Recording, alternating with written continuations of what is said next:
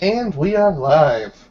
Good evening, good morning, good afternoon, wherever it is you are in the world, and welcome to another edition of Rage Across New York for the Living World of Darkness. The Fostered by the name of Vigilant Beau, or as many call her, Callie, has had a rough night.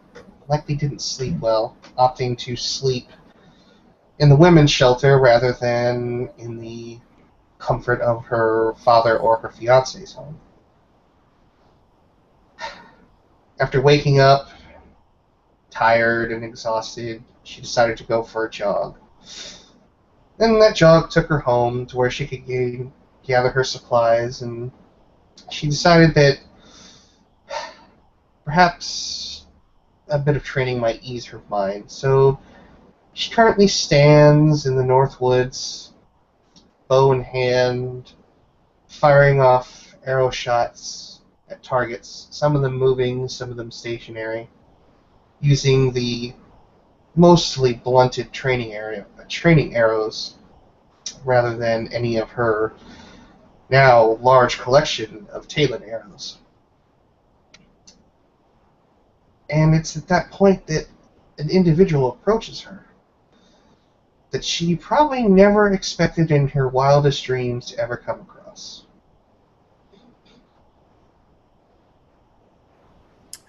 And this mystery woman seems to be sort of casually taking a stroll around Central Park, looking around and not making too much of a fuss of herself. However, when she sees Callie, a noticeable member of her tribe, practicing on her bow, she figures that this is probably a pretty good person to talk to.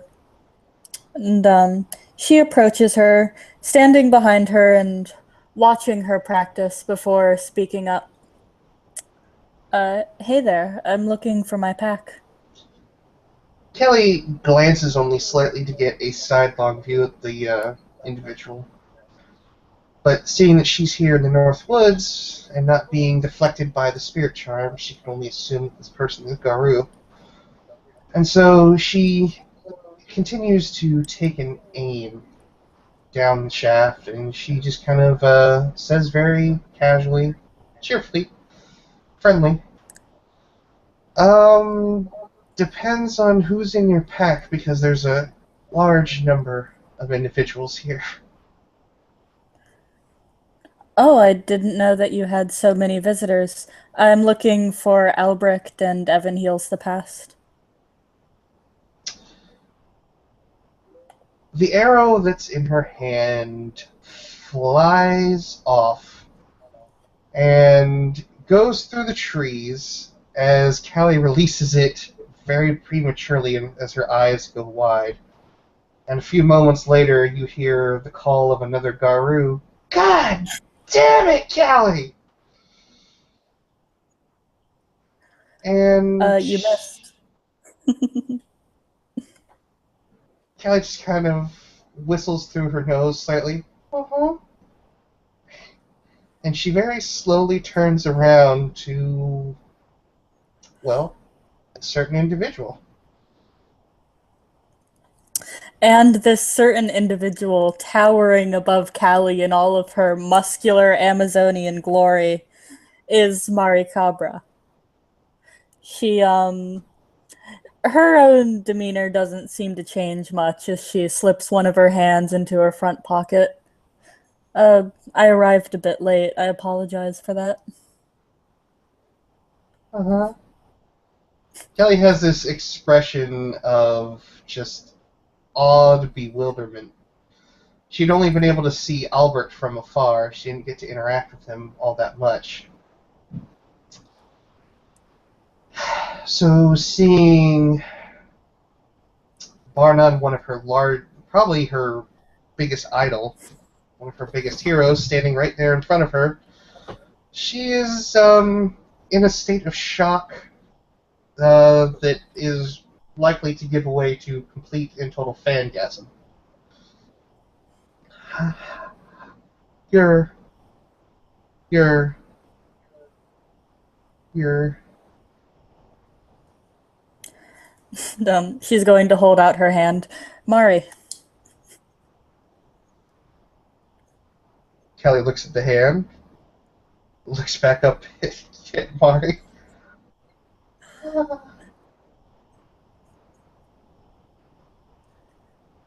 And just very slowly puts the hand into Mari's. And just stands there, still just mouth completely gawking, hanging open. And she will shake it with her. She has a very firm grip. She's not particularly delicate for a Theurge. You could have crushed Callie's hand into small, little, tiny, brittle bones, and she probably wouldn't have noticed all that much. You're Mari Cabra. Yes, that's my name. You're, And she's sort of smiling a bit. you're one of the heroes of our tribe. Oh, I do what I can. I,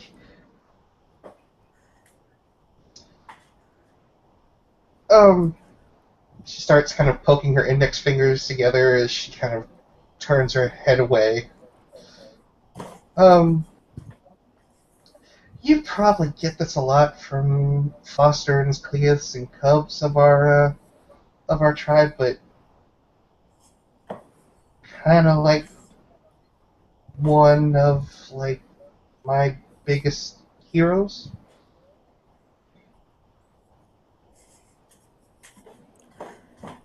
And she grins.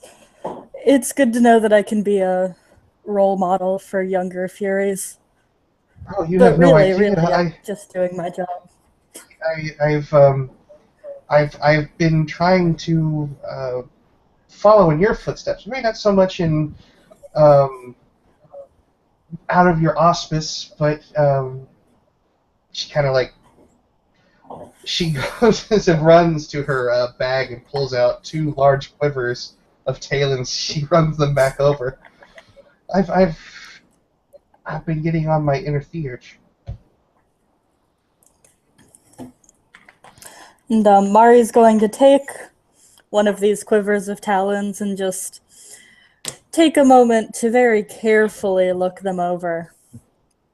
Just appraising Callie's amateur theurge work. She'll find that there are two sets of arrows, one imbued with air spirits, as with stone tips that seem to almost float on air when you hold them. And then there is also in the other quiver a set of obsidian-headed crystal or obsidian-headed arrows that also use air spirits, but seem to have a bit of more of a malicious nature to them, at least when it comes to Banes.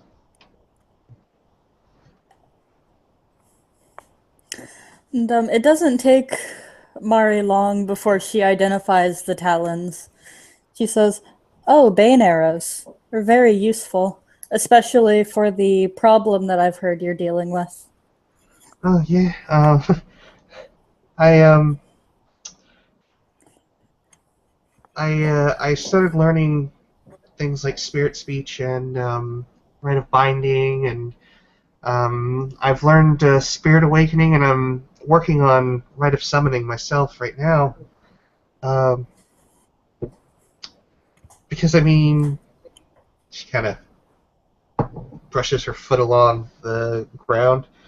You're like the Theurge who is a bit like an Arun, so I figured I could be an Arun who's a bit like a Theurge. And she kind of looks up, smiling. And Mari nods. It's very valuable to be able to deal with spirits no matter what your auspice is. Though it is surprising, do many Guru here deal personally with spirits? They don't just leave it to their Theurge? Um, well, some do and some don't. There are those that branch out and try new things, so to speak, and I know several non-theurges that can speak to the spirits. Interesting. You don't see that much. No, but this sept is becoming more and more utilitarian in some aspects. That's good. Even though our auspice duties are the most important, it's practical to be a bit of a jack of all trades. Albrecht, he always spoke highly of the sept. It's sort of like his home. Well, I can tell you that the alpha here, Mother Larissa, she makes it home to all of us.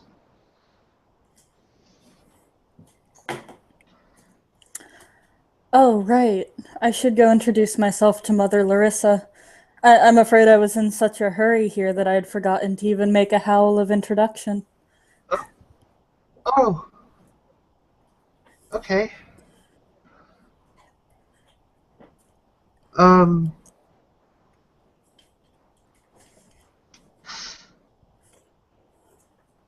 well, actually, and she kind of holds up a hand as she, picks her quivers up and puts them one over each shoulder. You might. Do you think you could help me with a bit of a moral conundrum I've had over the past 24 hours? Well, I'm no Philodox, but sure, I could give you some advice. Um, our our ranking elder, or well, she's an Athro, but she is the alpha of our tribe here. She goes by the name of Washstinger. She has a shelter that I help out at. It's not too far from here. It's in Harlem. It's a women's shelter, and yesterday I had to take a kinfolk there after what happened to her at the hands of a Garou.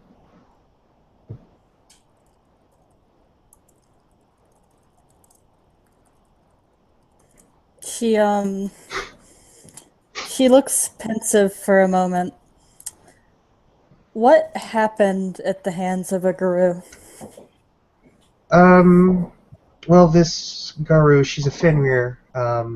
I should point this out. This is a Fenrir kinfolk and a Fenrir Garou. Um, apparently, this kinfolk told um, the individual who helped bless her union with the Seps warder that she wasn't going to breed, that she refused to. And you can only imagine what that did to the Fenrir.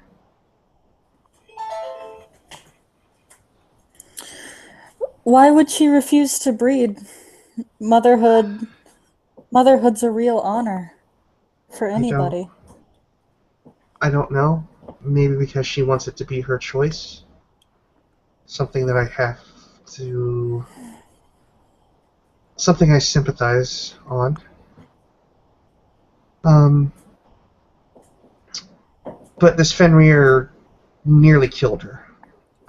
Went to Krenos, tore her up from hip to shoulder with just one claw attack, and if it wasn't for me, she might be dead. If it wasn't for my words, I might be dead. Because I wasn't about to let her finish the job. But now she wants to leave the shelter, and I've told her that I need her to stay there. I told her she has to stay there. But she wants it to be her choice what she does from this point forward. She wants to have control over her own life. And I'm taking that from her because I don't know what to do.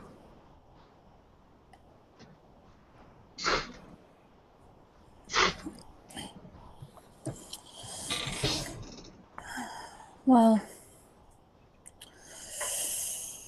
for an extremely long time, amongst most of the tribes, kinfolk, especially kinfolk women, were pretty much nothing but breeding stock, and they didn't have a choice in the matter. It would be a large step in the wrong direction if you were to force her to breed. But as kin and as a woman, it's important to protect her, even from herself. So I understand your predicament. I think the best option would to make sure that she stays safe and give her some time to heal physically and emotionally and give her that choice. Callie chews on her lip and nods. It's Motherhood's one of the greatest honors that any of us can ever have. And if you can bring her back to her right mind or to a good place, maybe she will choose to breed.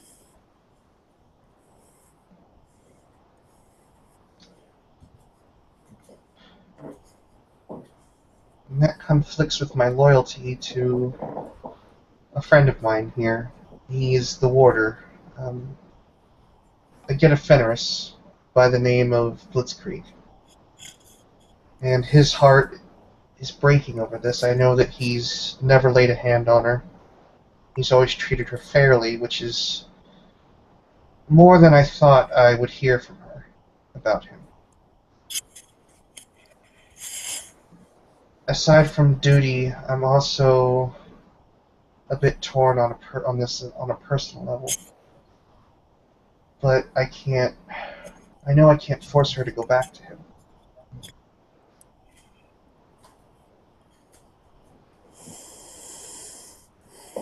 No, you can't. If they are meant to be together, then I'm sure that they'll find a way. But it's not your decision to make.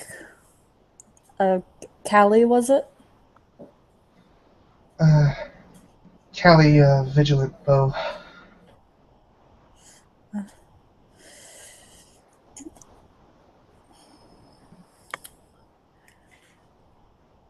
The best you can do for them probably is to be there. It's not your situation to resolve, but at least you can give them both the support they need. I just hope that she doesn't do anything foolish again. I do believe that it was her intent to die at the hands of Garu. Originally, at least.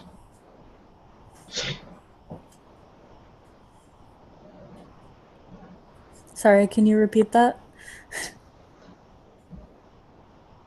I hope that she doesn't do anything foolish. I believe that the reason she told this other Fenrir, Freya Frozenhammer, our Forge Master and Keeper of the Land, I think that she did it to die.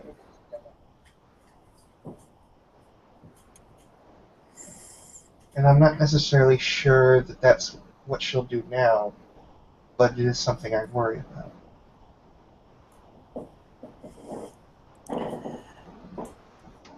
What is it, if I may ask, what is it that made her want to do such a thing?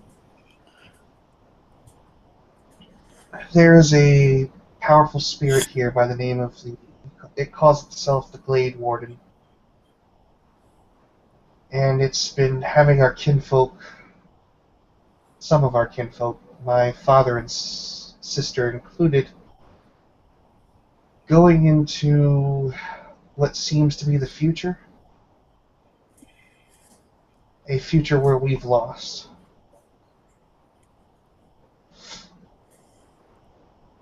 Something about that she saw there makes her not want to breed, I think. Exactly what, I can't say. She says she won't breed a mutant.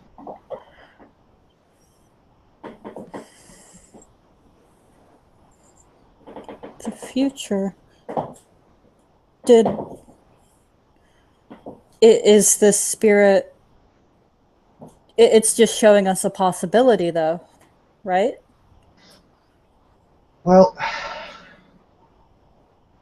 apparently the items that they've brought back from this possible future don't fall apart once they enter this timeline. I've seen, and she kind of gestures to the bow sort of around her shoulder. I've seen my bow shattered and burnt. Apparently I didn't make it.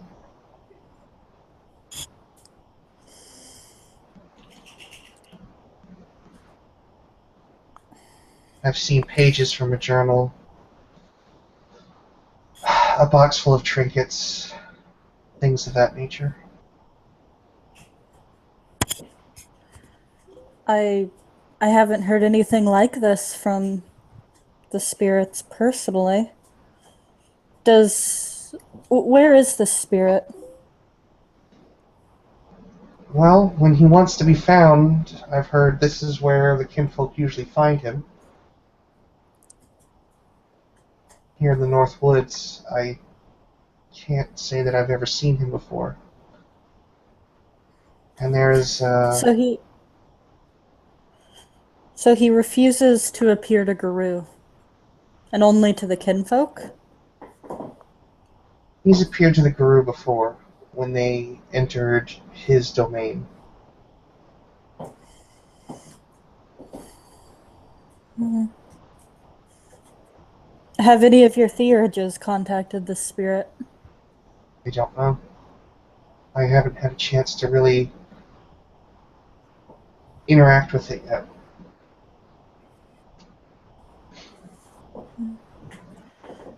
That's very worrying, but that can't be the for sure future. There are still plenty of choices that can be made to change that. Surely the spirit wouldn't just deliver us visions of our doom and leave it at that. Apparently, it wants 3 trinkets that it can use to help us in our endeavor.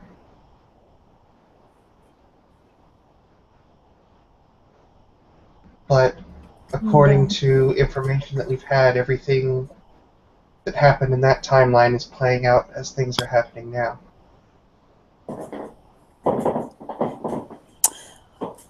What is the spirit asking of you in return for its help?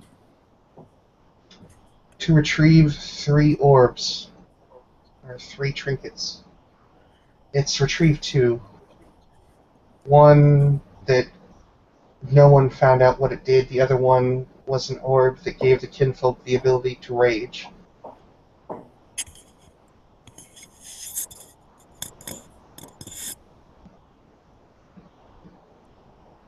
I see.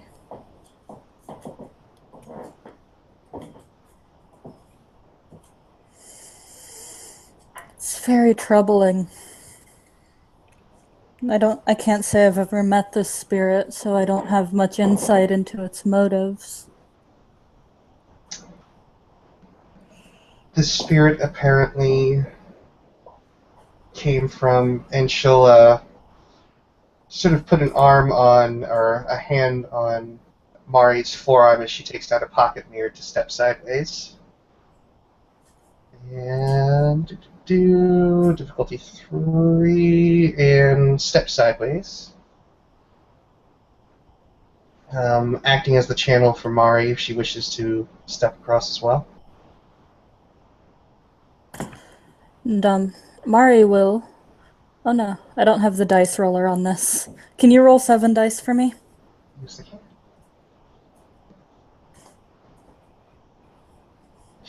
I think you're fine.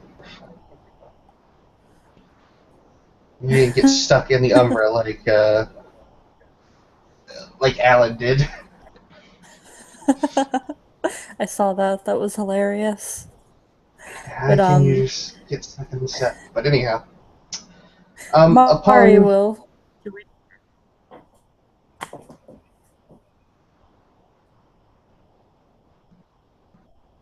go ahead. Mari will join her in the Umbra. Once across in the Umbralscape, Kelly points out to the very, very, very large spirit that seems to sit at the corner of the sept, which towers over the buildings and looks like a massive earth elemental. He brought that to us to aid us.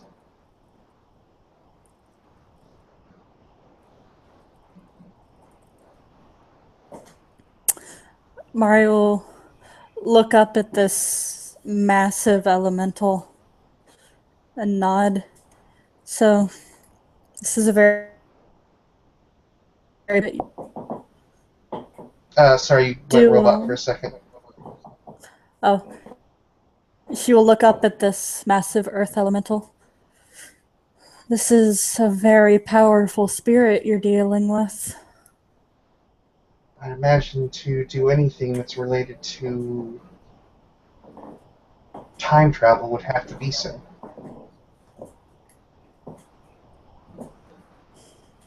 She nods. Has there been any progress in locating this last orb? The spirit hasn't contacted us again.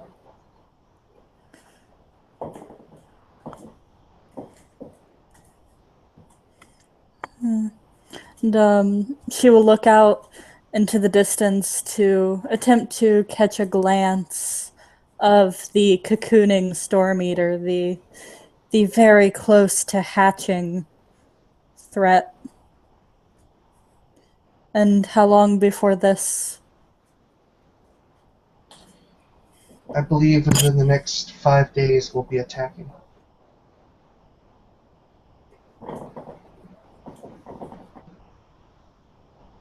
Not much time. Not much time at all. No. Unfortunately, I think I've hit my limit spiritually with the amount of bane arrows I can craft.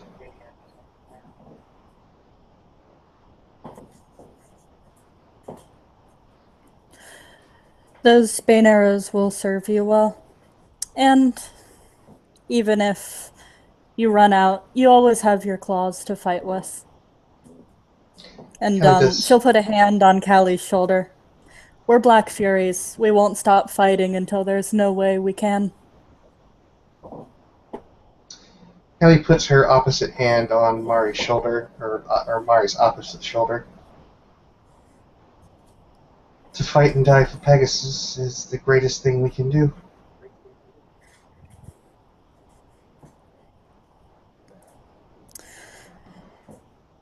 Even if there's any truth to the future that this spirit has shown us,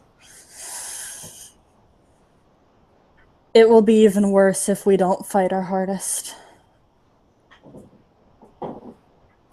I've always believed that the future is never set.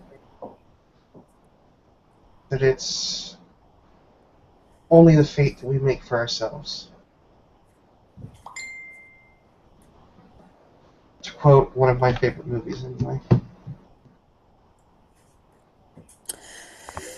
Even the spirits can't show us the perfect vision of the future. Things are always changing depending on the choices of everybody in existence. The best they can do is show us the likely outcomes. So, even if this future looks, as long as there's a sliver of hope, the Guru still have a fighting chance. Well then,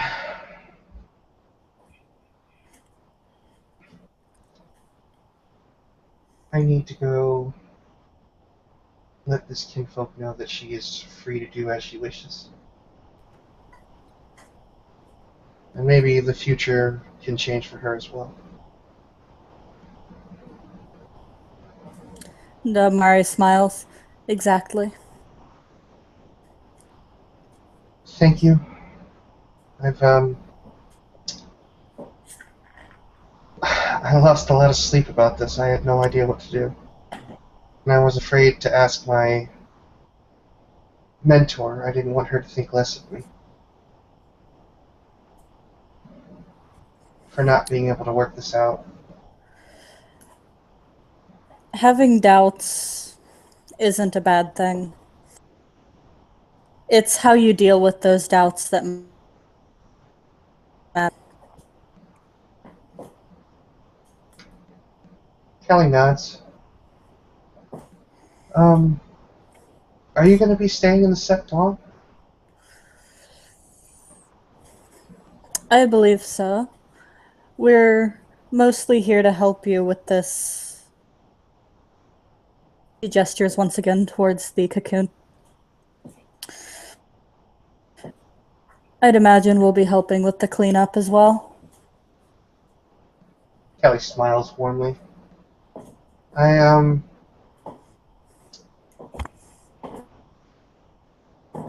would like to learn as much as I can from you before you leave.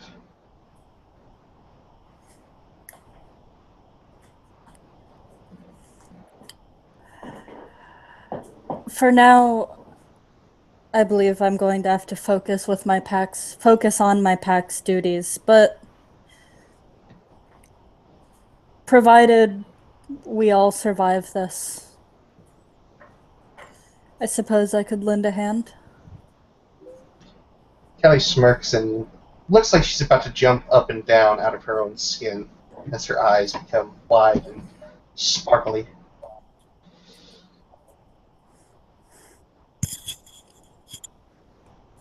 Yay. But you have to make a promise to me to survive this. I am about to get married. I have made that promise several times over to many people. Good. One more won't hurt. Then she'll kind of cross her arm over her chest. Promise you I'll survive, one way or the other. And Mari will return the gesture. Then we'll meet back here after it's all done. For now, I must go meet with the Alpha in my pack. It was a pleasure to meet you, Vigilant Bow. And you, Mari. And she'll nod to her respectfully before taking off towards the heart of the cairn. And once she's out of sight, Kelly literally goes into a full fangasm, just sort of bouncing around and just kind of like